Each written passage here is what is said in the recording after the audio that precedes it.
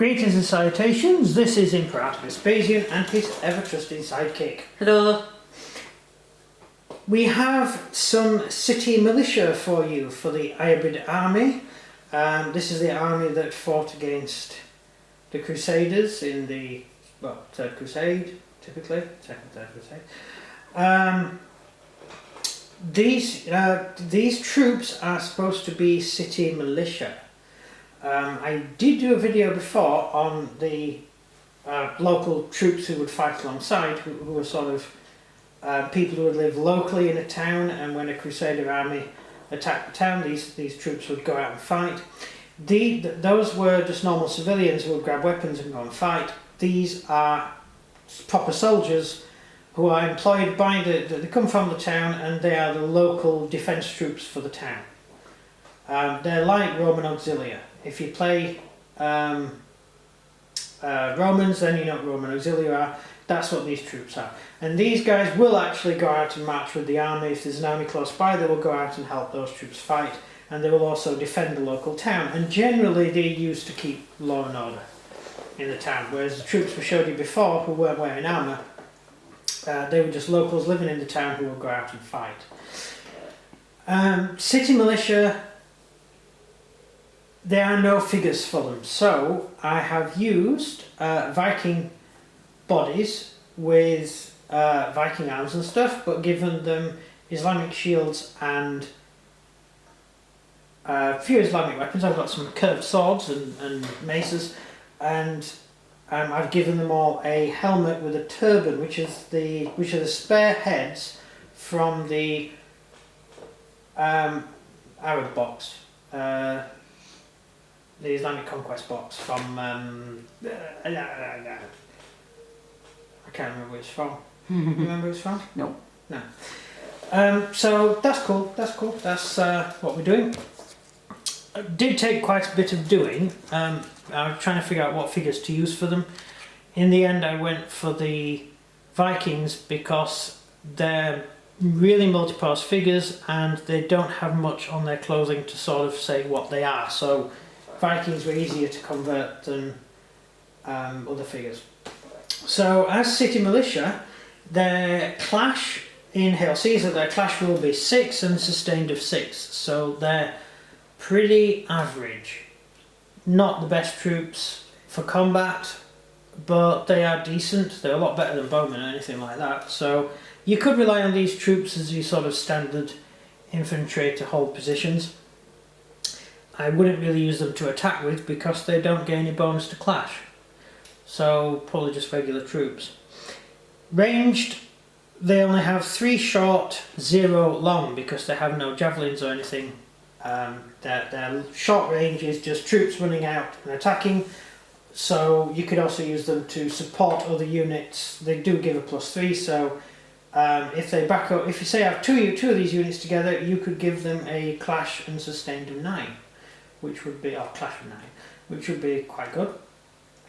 Morale of 5+, they are armoured, so they do get a 5+ save. It makes them better than the other infantry I showed you because they're not wearing any armour at all, they just have a shield. So these do have a 5+ save, not as good as heavy infantry, but pretty good all the same. Stamina of 6. Now I'm going to do a video on the heavy infantry as well, and I use the same figures for both, except the heavy infantry all carry bows because they were both bow armed and armed for combat. Mainly because the heavy infantry for the Ayyubid army are actually cavalry, they're horsemen, and they will ride into battle, dismount, fight. Some of them actually fought a lot of them fought on horseback as well, but it wasn't really safe fighting on horseback in that period because of who they were fighting against, and so they dismounted to fight on foot. So I did use the same figures, but I gave them a slightly different, I gave them a uniform and a different colour detail, so they're easier to tell apart on the battlefield. That's basically how they did in combat. Questions? Why do they all have different patterns on the shields? Because the shields, they own their own shield. The militia, the people just did their own shields up. They probably, because they're town militia, they may have been issued with a shield by the local town, raising funds to have its own militia to keep the peace. But many of them would buy their own shields, have a really good shield made, and they were really well decorated. They used to spend a lot of time decorating their shields. Typical decorations are passages from the Quran or God is great. That's typically what they wrote on the shields. And then they went in for all the floral patterns and all these different jazzy lines. It looked really good. There was no uniformity to the Ayyubid army. They're stupid. Why? Oh, so you need to stand out. Yeah, they did stand out. That's what I'm saying. They stood out. They wanted you to see them. No, they didn't. Yeah, they did. The Crusaders stood out. Actually, most of the Crusaders wore identical shields, so... Exactly, they stood out. No, standing out is looking different from the guys next to you. Yeah, but you don't notice them for that long. No, also it would be easier to find the officers, because the officers would have a particular shield, it would be easier to spot them. Also, if men did well in combat and people saw them fighting, you would recognise the shield. King Richard stood out. Yeah, because he wore reverse colours. In the Crusader army, the officers wear reverse colours. So you tell them apart. Yeah, the English army, the officers wore red, whereas the soldiers wore white. Think of Space Marines. That's where it comes from. That's where Space Marines come from. The Crusading orders. With the Islamic army, they didn't do that. But they did go in for uniforms. But these troops didn't have uniform because they're local militia. So, any more questions? No. No? Well, that's a short video then, isn't it? Oh, you haven't done the rules. I have done the rules. That's how I started. I haven't got any questions though. Oh, that's boring, isn't it?